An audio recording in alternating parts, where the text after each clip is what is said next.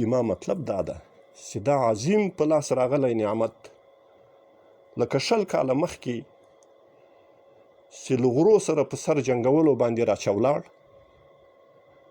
او له بوتانو سره په جنګ و جګړه کې راڅخه ولاړ، پس له دې 20 کلو قربانیو دا په داسې فرمانونو سره او په داسې بې پرواییو سره له لاسه راچولاړ نسي چې په ورځ د محشر به یې بیا شدیده سزا تېروو.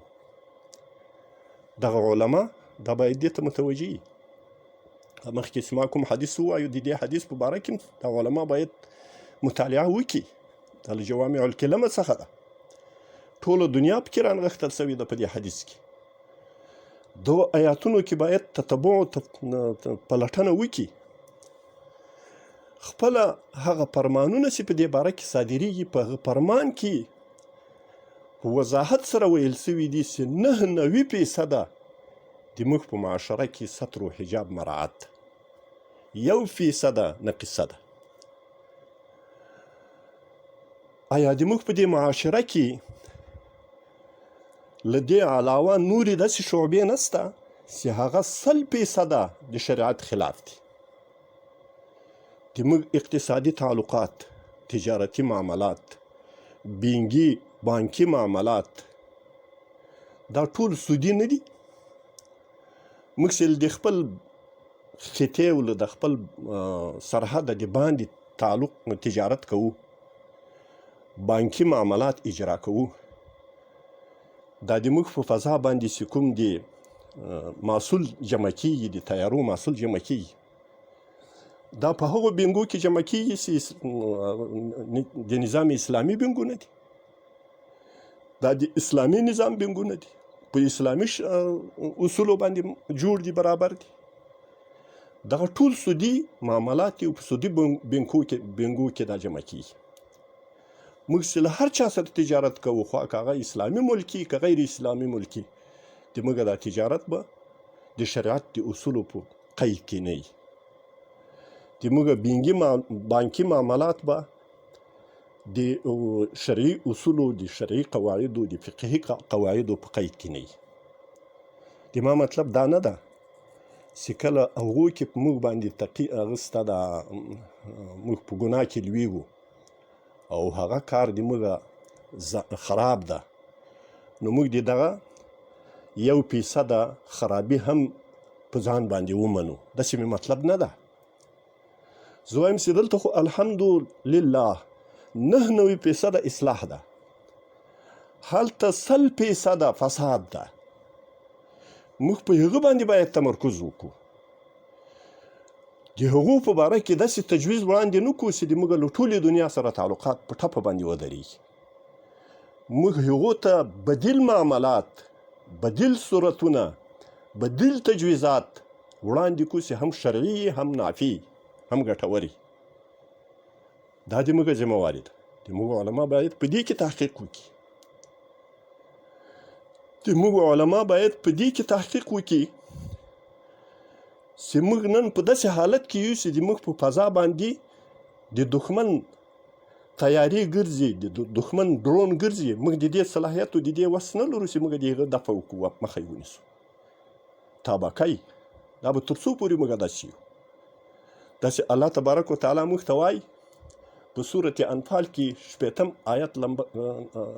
آیات مبارک ته چې الله پاک حکم راته کوي، امر راته کوي، لکه د لمانځه د فرضیت، د جنازې د لمانځه فرضیت، د جهاد کولو د فرضیت، د قتال کولو د فرضیت، همدغسې فرضي حکم راته کوي چې واعدوا لهم ما استطعتم من قوه.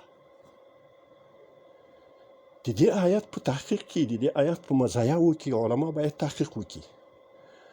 آیا دغه اعداد، عده برابرول د خپل ملت د حفاظت لپاره، د خپل اسلامي نظام د حفاظت لپاره، د خپل اعراضو د حفاظت لپاره، د خپل عبادتي نظام د تحفظ لپاره، د خپل سیاسي نظام د تحفظ لپاره، آیا دغه عده و عده برابرول فرض ده په مسلمانانو که نه ده فرض؟ خصوصا په ولات الامور باندې فرض عین ده. دا فرض کفایه ده چې ولات امور د هغې فریضه ادا کوي، نو ټول ملت غاړه پرې باندې خلاصېږي. د ما او د تا په فضا باندې د دښمن پروازونه کېږي، د هغه دپاره څه بندوبست لرو، د هغه دپاره څه فرمانونه صادرول غواړو، د هغه دپاره څه کول پکار دي. موږ له ټولې دنیا چکاټ یو، پرې کړي یو. په کوم جرم پرې کړي یو؟ ولې جرم سوی ده؟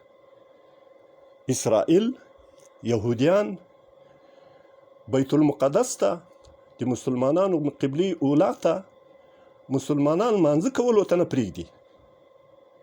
هغه حکومت، هغه تلبیب، هغه یهود په رسمیت باندې پیژندل کېږي، او موږ په اسلامي نظام کې په رسمیت باندې نه پیژندل کېږو. موږ باید په دې باندې مشورې وکړو، په دې باندې فیصلې وکړو، په دې باندې فرمانونه وباسو، له دنیا سره تعاملات وکړو، له دنیا سره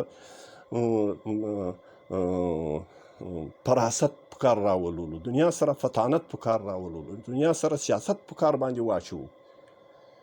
بس فقط ښځه ده او د ښځې په باره کې فرمانونه دي. یوه ورځ یې په بوټو کې غږیږو، بله ورځ یې په سنډلو کې غږیږو، بله ورځ یې په چادرو کې غږیږو، بله ورځ یې په تعلیم و تربیه باندې غږیږو، بله ورځ یې اوومه صنف او څلورمه صنف پورته په دې باندې غږیږو.